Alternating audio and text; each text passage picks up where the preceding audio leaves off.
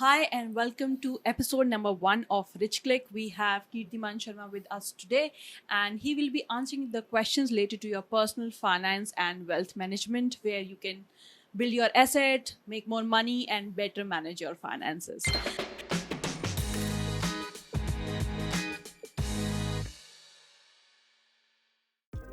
So today we have a question from 25-year-old woman. She is saying that I work in a private company. I'm 25 years old. I have 25,000 in hand salary. So she has given us 3 questions today: that how she can start investing, or is it the right time for her to start investing? Second question is how can she buy, or should she even buy, a health insurance because she's just 25 years old now? Does she really need it? And how she can plan to buy her first home? First home. Oh wow. Yeah. So these are 3 questions from her. So let's start with the first question. She's saying that I'm 25 years old. How can I start investing? She gets 25,000 per month salary in hand. Mm-hmm. So with a 25,000 rupees salary, first thing I would say is how much are your expenses? How much? First, I think you should find out a number. What are your expenses? What is your home rent? Is your home on rent? Are you paying any mortgages already? Because that will give me a sense of how much money are you spending on different categories. Okay. And for that also, I have a different video, by the way, which shows how you can make a budget. Okay. So the budget, I'll tell you in the brief. What happens is that you can create a budget in such a way that there are some basic necessities. Home, let's say fuel, petrol, gas, your groceries, vegetables, and all. And you're shopping. She's shopping. a woman. So all these things are like the necessities, and Okay. then there are some accounts like play. You can create a subcategory of play where you can do your own shopping. Okay. Some things probably you just are doing it for fun. Okay. All these things, and then you can create different categories dependent on your needs. But first of all, I need to understand, and you also need to understand, how much are you spending. Okay. Once you know this, that how much are you spending, you can understand that are you spending a lot of money, or are you doing so much spending that you're using your credit cards and you're let's say her overspending. salary is 25,000 rupees. According to you, how much she should be spending? She can spend a lot of money, or however much money, but what are we most interested in is how is she spending and how much is she saving for, let's say, which we can invest. Okay. So I would say at least 10% of your income. Okay. You should start, if you're starting, at least 10% of your income you should start investing in Okay, something. so you can start with 2,500 rupees a month. I'm sure you can save 2,500 rupees to start investing. Yes. Okay, so if she has 2,500 rupees per month, according to your 10% rule, then she can start investing. Yes. And how she should use this 2,500 rupees? So there are various ways of investing, but before investing into riskier and riskier assets, what I always tell people is that you should always have some funds which are like emergency funds.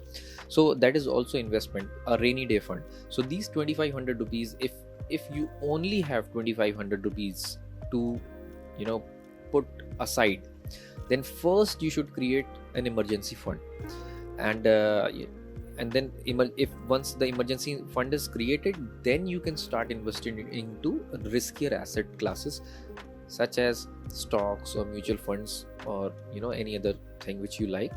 There are so many assets in which you can invest, that it's going to be a long video for in itself. Okay, maybe she can, if she wants to start investing, can she put 2,500 rupees all together in a single mutual fund? Yes, again, she can. Okay. But I would suggest that you make an emergency first. Once the emergency fund is created, then only go for these things like mutual funds and all. Yes, Okay. you can go for mutual fund. And where to create an emergency fund, you can create, so less riskier things are like fixed deposits, right? Okay. They don't give a lot of interest, yes, but the money is secure, so you can save that money. And so see, you can just see the graphs, charts that your investments are going up and all. But the moment you want the investment back that day, and let's say that day the market crashes and you don't have any money for whatever needs like health and all, so that case I think that's the second question also, that Yeah. health insurance. Yeah, Is she's that asking the second question, that is this the right time for her to buy a health insurance? She's just 100%. 25 years old. 100%. Isn't she too young? Does she really need it? Maybe she can first put all the money in an emergency fund. So this is an emergency fund only. Okay. Life insurance is basically an emergency fund because you are paying very less amount, but if there is an accident you get a lot of amount, right? And that is required. So buying an health insurance basically means that you are saving less amount of money. You don't have to save that large amount of money in order to have an emergency fund in case of an accident. Okay. But smaller emergency fund is also required because you don't get health insurance for claims for smaller illnesses where you're not hospitalized and all, right? So smaller emergency fund is also very important for you. Okay. So by this advice, you should first build some emergency fund as a FD, and health insurance you can buy because you have to give very less amount of money and your health is secured, which is important. Yes. And I think at 25, when you're 25, the premium will be less. Right. And if you're a non-smoker or you're a non-drinker, then also it will be a little less. Yes, it will be less. I would suggest more things, but it depends on once you've cleared out your budget, then we can go into details of how you can really plan your financial future. But since this is the very beginning of the investing cycle, see, investing is, you can do investing. The whole purpose of investing is to use that money for something, and that money should be available whenever you want that money back. That's something very important. So capital preservation is, see, my thing is, I need money, so I'm saving money for something. So I need it. It can be very long term like retirement, or it can be very short term like the third thing, that is buying a house. So that is, you might want a down payment. So in that case, so you should know why you are saving the money. You should not save money just because everybody is saving, and you should not spend all the money just because the other half is spending all the money, right? So that's the case.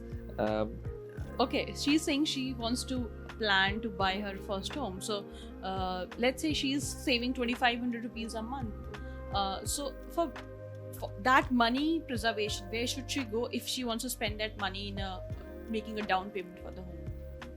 All right. See, should I give the answer which I think is the correct answer? Yes, of course. That is what our show is for. Like, right. What is your advice on this?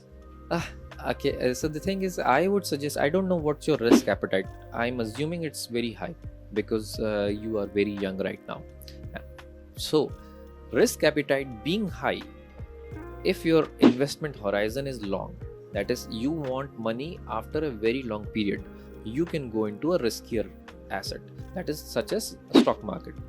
Okay. But if you, even though your risk appetite is very high, but you need money soon, not very, I don't know when do you want to buy a house. If you want to buy a house 10 years down the line, then stock market is the right place. Stock market means either you can pick stocks or you can invest into ETFs, like that is exchange traded funds like Nifty 50 or Junior Bs or Mid Cap 50. Nifty 50 is the best in your case, would be best in your case. Or you can go through mutual fund. Mutual funds are also just the collection of stocks, and they are calling themselves funds because you are not managing them. You don't have the responsibility to manage them. There is a fund manager who's managing it. So you will find a lot of AMCs, that is, asset management companies. Basically, they will collect a lot of money from different people and call it a fund, and then they will invest on your behalf. So this is mutual fund. Right, so there is a fund manager there, and because there is a fund manager, there's always a fee involved in mutual funds. Okay, sure. So if she's saving for buying a home, is preserving the money in FD would be better or in a mutual fund would be better? FD is not the best for this particular situation. Let's say she wants to buy a house 10 years down the line. I've told you that the stock market can be a good bet. But if you want in the near future and you just want to save the down payment, you don't want to take all the things. So there is another asset which I love actually, is the life insurance. A whole life insurance where the cash value is more. This is a special kind of life insurance. I have seen a lot of life insurances, and only one I like in that manner is Jeevan Umang by LIC. So what happens is that you can calculate that I want to buy a, let's say, 1 crore rupees property. So down payment would be like, if 20%, then you would need 20 lakh rupees, right? So, and you want to save this amount of money. So you can, according to your salary, you can understand that how much time would it take to, how much money you can put apart and how much time would it take you. So this money, rather than putting in FD, you can open this life insurance and you can put this money into the life insurance. So what happens is, in the life insurance, the money keeps on getting somewhere around 8% of interest. It will keep on getting. So now we have third thing. Initially you said she can keep the money in stock. Second is mutual fund, and third is life insurance for buying a home. Yes, this is a whole life insurance, and this is where the cash value is high. Okay. So you can compare three different things, right, rather than going for FD if she wants. So here's what I told. If your investment horizon is longer, you can afford to go for riskier asset class like stock or mutual fund. Why? Because you don't want the money in the near future. But if you want the money very near, then FD is the bet. But if you want the money in the medium term, I would suggest insurance policy. So I'll just finish the insurance policy because I think they'll not understand why I'm asking for insurance policy. The thing is, then when you keep on putting money inside the insurance policy, the amount of money keeps on going up. And after 2 years of starting the policy, you need the loan, let's say 10 years down the line. So after putting money, after 2 years of starting the insurance policy, you can take a loan from your insurance policy. Okay. And you don't have to there is no monthly payment on that. You just have to pay at least once in every 6 months, and that too you only have to pay interest. So you can take money out of your insurance policy and still it will give you the benefits of the insurance policy, and you can put the money back whenever you have. So you basically bypass the bank. So this is for the down payment only, because you're getting 8% interest in there, and also everything, all the money you get here, because it's insurance policy. So every money you put in and you take out is tax free. By the way, that's something which you get your whole life insurance. Insured also. You get a loan also. And third thing is? There are many features of insurance policy, but we're just talking about this particular example, right? So for this particular example is that 8% interest we are getting. So people will say, I know in the comment section that in stocks we'll get much more interest. But here's the thing. Number one, once you put money in the stock market, it is not in your bank, which means it is not accessible to you. You cannot take it out. And if you take it out, you have to first pay the tax. So there's always tax. If the interest was 12%, then you'll be paying tax on that. So it'll come down to like 7, 8, 9% maximum. So right? Here in insurance it is tax free, even if it is 8%. Right. And the second thing is that once you take out the money from the whatever mutual fund you had put the money in, or stocks that you would put in, so the money has come out of the market. Now you're not getting any interest on that money which you have taken out. But in insurance policy, you keep on getting the interest, and still you can use the money and take it out. So that's like basically doubling your money. All right. So that is one thing which I would like to say, that you can take a loan if you want a loan in very near term, and you want to just save up for the down payment, then FD. If medium term, then life insurance is the best case, and in long term, stock markets are very good. All right. Thank you so much for answering all the questions. And if you like this video, then please subscribe. And if you have more questions, how you want to manage your personal finance, or how you want to manage your money, or you are planning to buy a home, then please write your questions in the comment, and we would be very happy to take up your questions in this show. And if you want to know more, we have a masterclass attached with this related to your personal finance and money management. Do watch that, and that will give you in 1 hour of immersive session of how you can better manage your finances. Thank you so much for watching, and thank you.